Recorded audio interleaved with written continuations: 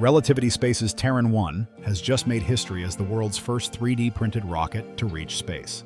An astonishing 85% of its components were created using advanced 3D printing technology, and it was built in just 60 days. The cost?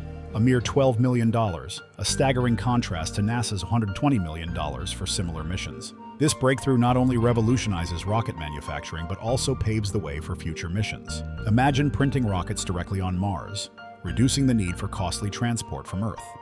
This could redefine our approach to space exploration and make it more accessible than ever.